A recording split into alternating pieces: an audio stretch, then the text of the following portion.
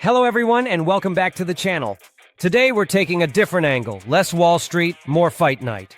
We're diving into the business machine behind the UFC and how one fighter, Khamzat "Borz" Chimaev, is becoming both a sporting and marketing weapon for Dana White's empire. If you enjoy breakdowns of business, money, and how sports intersect with global markets, make sure to like this video, subscribe, and hit the bell icon. Let's get into it. Part 1. The UFC as a business. The UFC is not just a fight league. It's a multi-billion-dollar enterprise.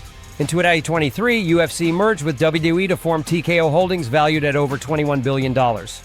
Its revenues come from several streams. Pay-per-view, the lifeblood of UFC.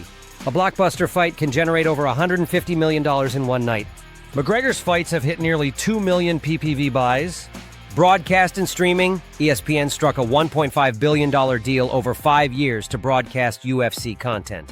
That's guaranteed cash no matter how the fights play out. Sponsorships, deals with Monster Energy, Venom, and Crypto.com. LiveGate packed arenas from Vegas to Abu Dhabi, often selling out within minutes. But there's controversy. Fighters earn only 15–18% of UFC's revenue. Compare that to the NBA or NFL, where athletes get over 50% revenue share.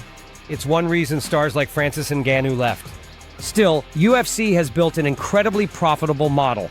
Lean, global, and powered by personalities. Part 2.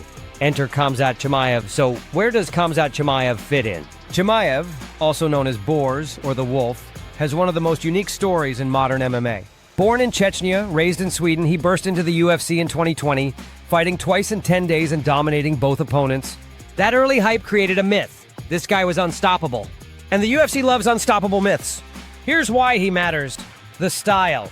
Chimaev is aggressive, finishes fights quickly, and rarely lets it go to the judges. That sells tickets.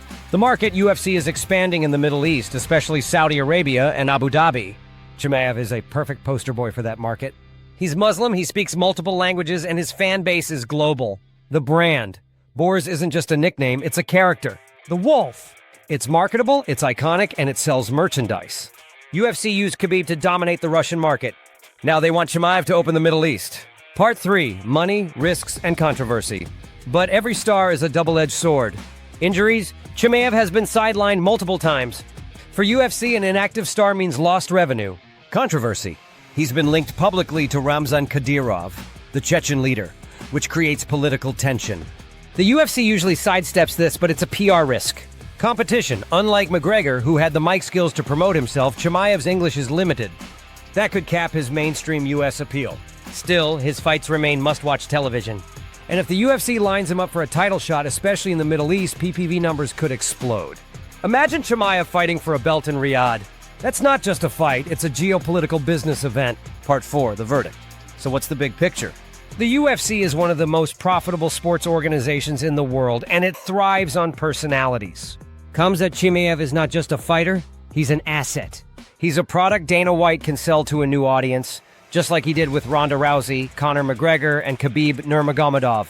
The question isn't just will Chimaev win a belt? The question is, will he help the UFC dominate new global markets? That's the business behind the fight game.